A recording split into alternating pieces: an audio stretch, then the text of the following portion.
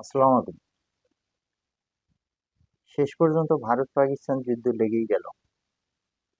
এই তো কিছুদিন আগে ভারতে কে বা কারা আক্রমণ করলো। কয়েকটা দিন হাতে সময় নিয়ে গতকালকে রাত 1টার পরে ভারত পাকিস্তানে আক্রমণ করে বসলো। এতে মনে হয় গাজাতুল হিন্দ, যে কথাটার সঙ্গে আমরা অনেকেই পরিচিত, কোরআন হাদিসে বর্ণিত। আমার মনে হয় গাজাতুল হিন্দ এটাই সেই যুদ্ধ, যে যুদ্ধে হিন্দুত্ববাদীরা ব্যাপকভাবে পরাজিত হবে এবং একতাত্ত্ববাদীরা অর্থাৎ মুসলিমরা বিজয় লাভ করবে। আমি জানি না আমার সঙ্গে আপনি একমত হবেন কিনা, বিষয়টি কমেন্টে জানাবেন। গতকালকে রাত 1টার পরে ভারত পাকিস্তানের 24টি পয়েন্টে আক্রমণ করে। এর মধ্যে 2টি মসজিদ ছিল। শেষ খবর পাওয়া পর্যন্ত আহ, পাকিস্তানের প্রায় 70-এর মতো লোক শহীদ হয়। অপরদিকে পাকিস্তান যখন আহ, ভারতে আক্রমণ করলো, ওইখানেও ভারতের 10-15 জন মারা যায়। সবচেয়ে মজার বিষয় হলো যুদ্ধ শুরু না হতেই এ যেন ভারতের আত্মসমর্পণ। ভারতের সাদা পতাকা মাধ্যমে ভারত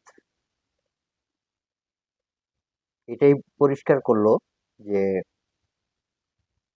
তারা পরাজয় স্বীকার করে নিয়েছে, তারা আত্মসমর্পণ করেছে। এই তথ্যটি আতাউল্লাহ তারা পাকিস্তানের তথ্য সম্প্রচার মন্ত্রণালয়, তথ্য সম্প্রচার মন্ত্রী, উনি আমাদের নিশ্চিত করেছে। বিষয়টা হচ্ছে, শুরু করলো ভারত, আবার নিজেরাই আত্মসমর্থন করলো। এটা কেমন যেন একটা, আমার কাছে সন্দেহের একটি তীর বলে আমি মনে করি। কারণ বহির্বিশ্বে অনেক রাষ্ট্রে, যে রাষ্ট্রগুলোতে যুদ্ধ চলতেছে বর্তমানে, এরা একটি কৌশল অবলম্বন করে।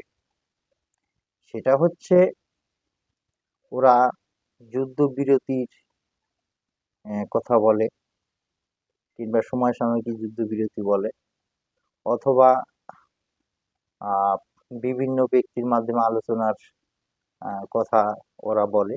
এই সুযোগে ওরা নিজেদের আহ, যুদ্ধের প্রস্তুতি আরো স্ট্রং করে নেয়।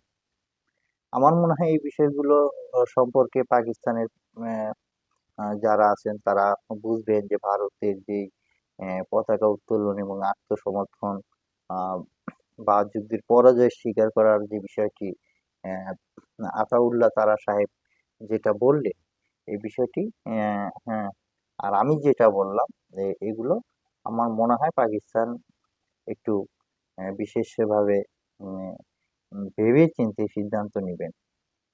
তো দেখেন, যুদ্ধ কিন্তু প্রকৃতপক্ষে আমাদের কারোই কামনা নয়, আমরা কামনা করি না। কিন্তু উস্কানিটা ভারত থেকে, আক্রমণটাও ভারত থেকে। এখানে ইন্ডিয়াকে পাকিস্তান যদি ক্ষমা করে, এটা নিঃসন্দেহে মহৎ মহৎ গুণ হবে পাকিস্তানের। কিন্তু ইন্ডিয়া, আমার মনে হয় যে বড় ধরনের কোনো একটা আক্রমণ করার প্রাক প্রস্তুতি নিবে। দেখুন, গতকালকে রাত 1টার দিকে তারা বিমান হামলা